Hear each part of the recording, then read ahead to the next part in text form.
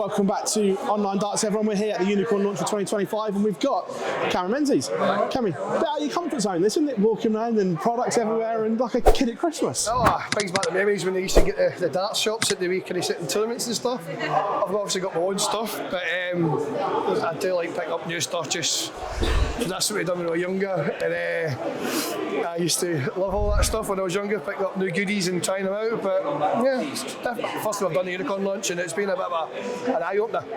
Look, you as you put on social media, you did a thing recently, yeah. And that tag is now gone, because for the last 3 or 4 months, everyone's been saying Cameron Menzies will win a Pro Tour. He's playing too well not to. What were the nerves like going into that final? I tried to not overthink it, like it's the finishing line, because I couldn't have done that against Toby, even though I played better that game against Toby, and he should have won it earlier. But I kept thinking about, I can win this. And that's maybe not the greatest mindset, because you then put too much pressure on yourself. So I could have done the same against Stephen within reason, but I knew he wasn't playing as good as what he can. And I just kept greening, taking the legs and just keeping that little bit in front.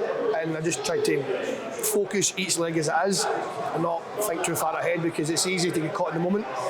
And yeah, I think you see after it what it means to me. And I said I've won some titles in my life, but this has obviously been the hardest one I've won. So it's something that I'll take to my grave with me. Hopefully it's the first of many. Do you feel that you're now getting to that level where everyone's been saying for ages that you can go and break the top 16 and so on? Do you feel that you're getting to that level now, that you are becoming one of those players? Maybe not top 16, maybe top 32. My aim was to keep my tour card. I feel that was a reasonable aim, but the way the last 6 months maybe been, obviously as a year as a whole, in the last 6 months, I'm more consistent, because usually I would have 2 good averages and then I'd falter. I feel like, even though the size of me, I feel like the stamina's getting a bit better, but that's me. I'm trying to do the gym and stuff, try to maybe not as young as I used to be, just trying to look after myself mentally, physically and stuff, and because these are long days, they're draining. You're there at 9 o'clock in the morning sometimes, you don't finish at 7 o'clock at night. They're hard going, and I feel like my endurance over the days, averages wise, are getting better.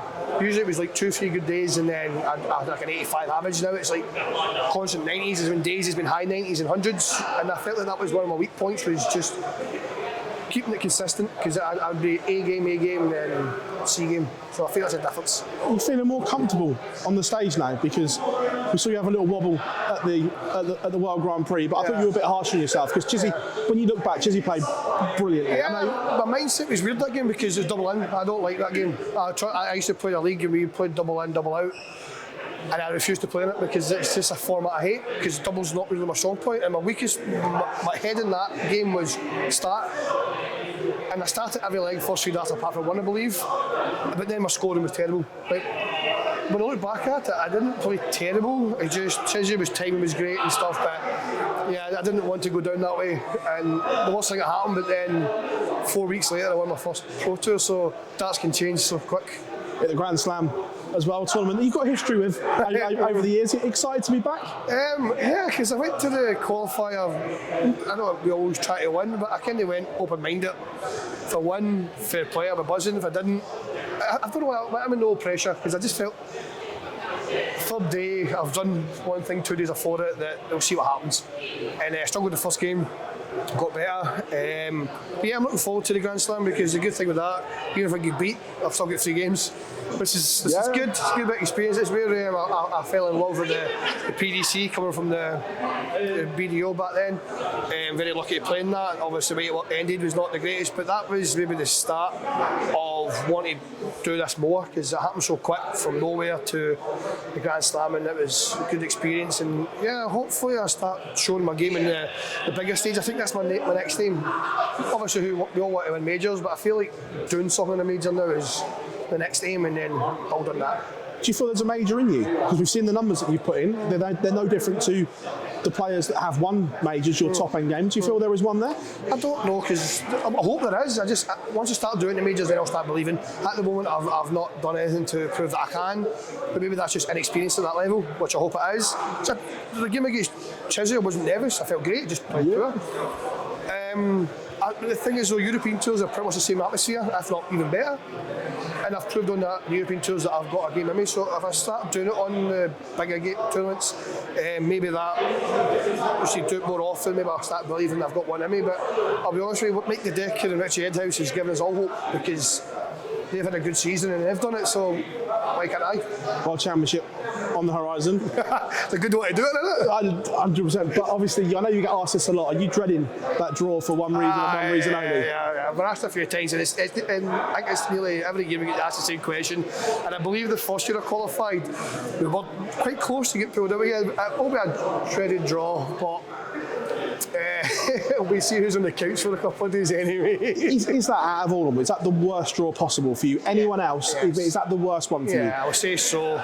Look, Fallon's maybe not playing as good as what she can, but I'm sure she'll up it against me. But yeah, I've got a no-win situation there. But hopefully that doesn't happen. But for darts as a whole, I think it would be quite a good thing. But I'll say that's the hardest one for me. But nowadays in darts, you don't get easy games if you want to say it nowadays, because these guys have all qualified on merit. The ladies, the Challenge Tour, all the qualifiers, these people all can throw some mean darts anyway. So no matter what, who you play, you've got to play well while you're out. Going to be a bit of practice between the two of you before the Worlds? Oh yeah, we're quite quiet. I think I'm quite busy with darts at the moment, but because I'm finally now down to part-time work, I get more time for myself. And the first week of part-time work, I won a Pro Tour because I'd done 5 hours one day, which I've never done in my life. So I had 5 hours on the board and I won a Pro Tour after it. So finally get more time to practice. And yeah, we'll smash the board the next couple of weeks, because these are the biggest ones for us. I've got the Grand Slam, the Players and the Worlds. And she's got the Worlds, so she obviously knows how much that means to her. So we'll be smashing the board the next couple of weeks, and yeah, hopefully between the two of us we do well. You touched on work. Have you got a decision to make? No, at the moment, the work's great with me. I've only worked one day this week. Just I finally got a new contract with them, so instead of working 5 days a week, I'm now working 3 days. Because it's all jobbing me do, which is just like quick repairs, within 3 days I can do as much as some guys do in 5 days, because I've done this kind of work for years. The company's great with me, they love the darts, my supervisors are brilliant with me. Not yet. I could obviously go full time now. I'm quite. It's just when I'm quiet with darts, I don't like sitting about the house. I feel like I like doing stuff, and the guys I work with, like all the workers, plumbers and electricians and multi-trades, are great guys, and we do more than just workmates. We go to the gym together. Yeah. We plan nights out. So it's close mates these days, and going to work with these guys is. Like I said in an interview recently with the Grand Prix, I was heartbroken.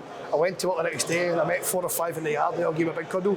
So these guys know how much it means to me, and yeah, that's the reason I stay as well, because I enjoy working with them, because it's weird working with them, because it doesn't feel like a job. Because I enjoy working with them. I get that. So that helps I enjoy my job, that's why I do it so much. If I didn't like my job, I'd be out of there ages ago, but I enjoy it. Cammy, absolute pleasure catching up with you here at the Unicorn Launch, mate. Thank you, mate.